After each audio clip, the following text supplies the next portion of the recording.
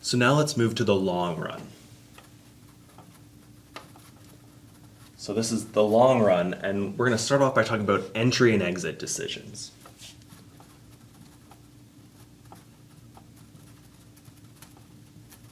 So remember that shutting down was the short run decision, but exiting was this long run decision. And exiting the market permanently, remember in the long run there's no fixed costs. So when you think about the costs of exiting is going to be the total revenue, and benefits of exiting is you're saving your total costs. And so what this is saying is that you should exit if the total revenue is less than total costs. So again, we could do the same thing where we divide by Q. And in the long run, you're only going to exit if the price is less than the ATC, you'll exit. So that's our condition to exit the market. Now we think about the other side of it in terms of entry. Remember, there's free entry and exit, so there's no barriers to entry. So basically what's going to happen is anytime the firms are making a loss, in the short run, they might shut down or stay open depending on that shutdown decision. But in the long run, if they're making a loss, they're going to leave the industry. So let's think about entry now. Oops. So if you think about the cost of entry, well, once you enter, you have to start paying those total costs, I guess. And the benefits of entry would be the total revenue. So firms are going to enter if total revenue is greater than total costs.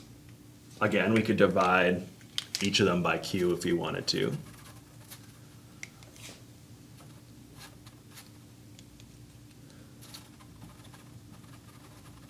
So they'd enter if the price is greater than the average total cost. And so these are the decisions. So, summing up, I guess, if profit is less than 0, firms will exit. If profit is greater than 0, then other firms are kind of looking at this industry and being like, oh, there's money to be made there because there's economic profit. Remember, economic profit accounts for opportunity cost.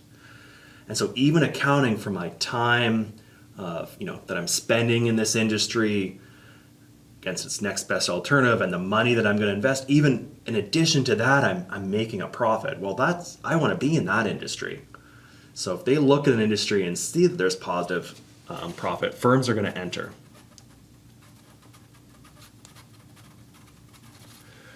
So firms are going to leave whenever there's negative economic profit, and firms are going to enter when there's positive. The only time something's not going to happen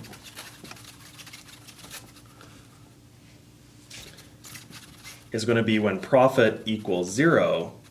There's going to be no incentive to enter or leave. And this will end up being really key for our long run equilibrium. But let's kind of talk about the effects of firms leaving. So price and quantity, and let's say this is the market. So here's our supply curve and here's our demand curve.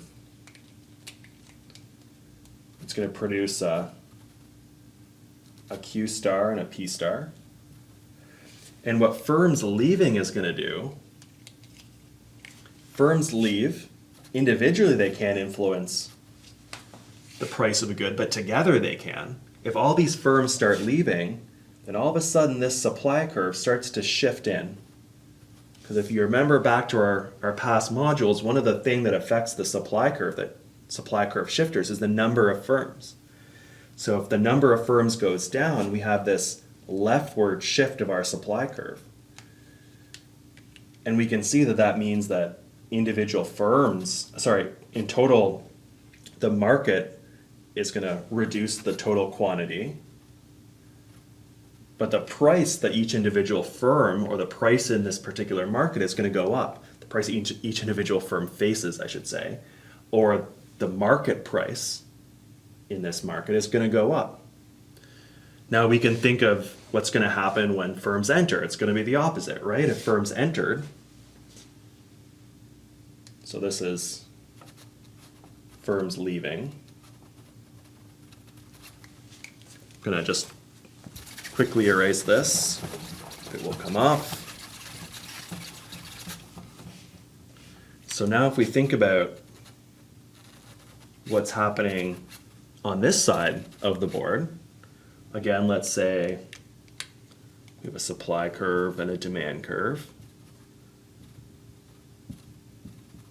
P star and Q star, and let's say firms in this industry are making a profit, right? Well, that means other firms want to enter.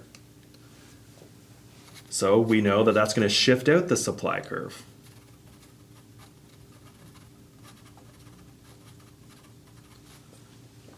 There's individual firm graphs beside it too, and in this one the firms are making a loss, and so that's why the supply curve was shifting in.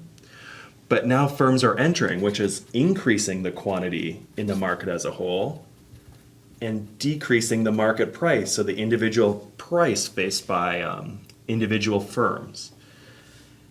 And so these decisions about entry and exit are affecting the supply curve of the market. And so if you remember the one time where there's kind of no one entering and no one leaving, there's no incentives to leave or no incentive to enter, is when the profit was equal to zero. So now with kind of this entry and exit in mind, kind of understanding that profit needs to be zero in order for no firms to want to enter or exit, we can talk about long run equilibrium.